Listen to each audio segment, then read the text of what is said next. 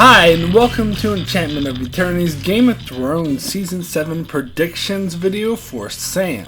This video is a part of a series of videos where I give my predictions on what I think will happen in Season 7 of Game of Thrones. This video is for my predictions for Samwell Tarly.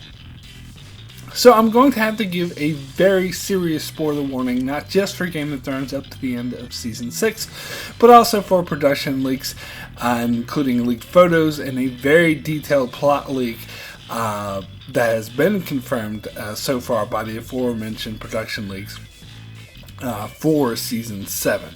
So if you don't want to know anything about Season 7 and you don't want it spoiled for you as much as it has been for me, then this video may not be for you.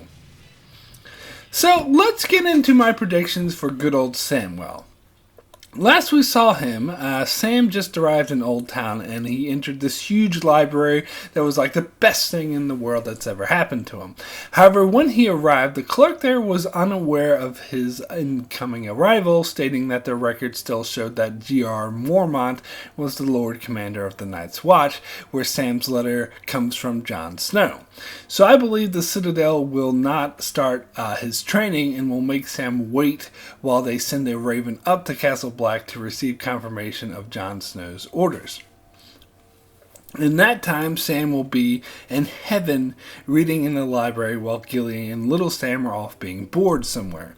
Sam will learn some information about the White Walkers, including a vulnerability that they have and a possible way that they could circumvent the wall, which I am purposely being vague on both accounts because I'm not sure about the specifics. Now, during this time, Sam would have met an important Archmaester and made friends with him, Archmaester Eberros, who is an expert in curing and studying rare disease. Now, everything I've said so far is completely made up on my part, and I have nothing to back it up with. But as far as Eberros, his appearance has been confirmed by multiple sources. In fact, I would have predicted Maester Marwyn to appear as I did in my Season 6 predictions, but this news, I believe Maester Marwyn will be skipped over entirely in the show, and instead they will introduce Archmaester Eberros, who has only been mentioned in the books, never shown, but I think he will be more relevant for the purposes of the show's storyline since his specialty is healing, whereas Marwyn's specialty was magic. So it has been confirmed that actor Jim Broadbent will be appearing in Season 7, but not which character he will be playing, but I personally can think of no other character he would be better suited for than a Maester. Plus, I think they would want an actor with some gravitas to be playing Eberros, so I'm going to say that Archmaester Eberros will be played by Jim Broadbent.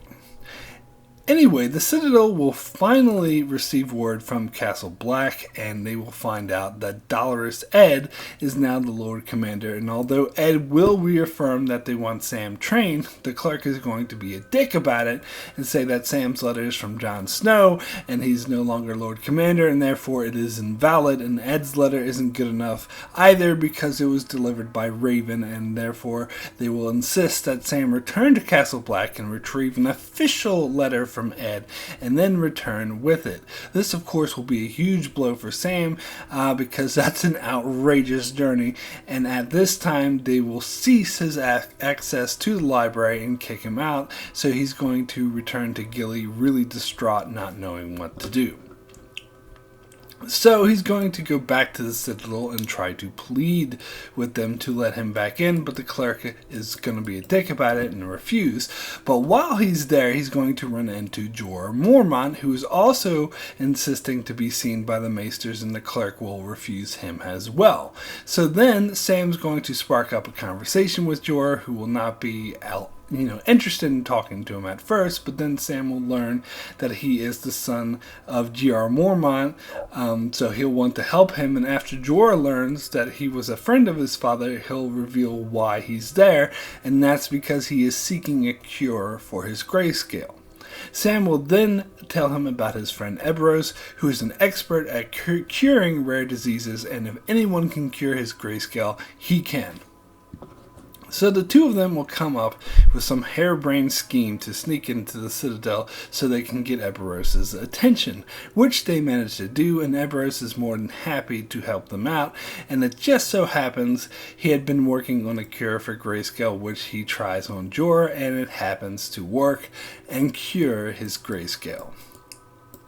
Now, I've been predicting ever since Jorah told Daenerys he was going off to find a cure for grayscale that he would end up at Old Town where he'd run into Sam, because I've been thinking since the end of Season 5 that another main character would travel to Old Town because Sam can't just be there all by himself. So when it was revealed that Jorah would be searching for a cure for grayscale, it made sense that the Citadel would be a place he would go. Now, it has pretty much been confirmed by the plot leaks and production leaks that Jorah will travel to Old Town, meet Sam, and have his grayscale cured by Eberos, but all the details I completely made up.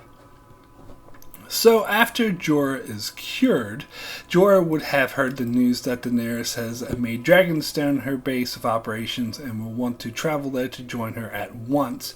And I talk a bit about what happens once he gets there in my prediction video for Daenerys. Meanwhile, Eberos will grant Sam access to the library so he can finish reading his book, he will learn a piece of information vital to defeating the White Walkers. So he gathers up Gilly and they put on their winter clothes to travel back up north to the Wall. And there has been leaked photos that appear to be Sam and Gilly leaving Old Town while wearing winter clothes. So, here's where I'm going to go off on a limb. Every year when I do these prediction videos, I like to make some off-the-wall prediction that is almost guaranteed to be wrong, but it's fun to do, and in the 1% chance that it happens to get it right, then I'll come off as a genius. But I just wanted to stress that this has not been confirmed or supported by any production leaks or plot leaks. In fact, if something this big were to happen, you'd think that the plot leaks would have mentioned it, which would suggest it doesn't happen, but screw it, I am going to make this prediction anyway. So, in my Daenerys and Jaime videos, I talked about how Randyll Tarly would betray the Tyrells and join forces with the Lannisters to take Highgarden. The deal being that Randyll Tarly would be made Lord Paramount of the Reach, and the Lannister forces would indeed take Highgarden, where Lady Olenna would voluntarily poison herself because her family is wiped out anyway. And then, while returning to King's Landing with stolen goods from Highgarden, Jaime and Randyll would be ambushed by Daenerys' forces, where the Lannister and Tarly forces would suffer a stunning defeat, where Jaime barely escapes with his life, and Randyll is captured by Daenerys, and he refuses to bend the knee to her, so she has him roasted alive by her dragons, and most of that is pretty much confirmed by the plot leaks and or production leaks. So here's where I'm going to go off on a limb. So after Daenerys retakes Highgarden, she'll be looking for someone to be the new Lord of the Reach, but the Tyrells are gone and have no heir, and even though this happened through the Lannisters, whose role she doesn't recognize, the Tarlys were made the official Lords of the Reach. You probably see where I'm headed with this. Anyway, so Dickon Tarly would have been with the Tarly forces, and at first he will claim lordship of the Reach and promises to swear allegiance to Daenerys, but she will doubt his loyalty since he was fighting against her in the battle and that she roasted his father alive in front of him.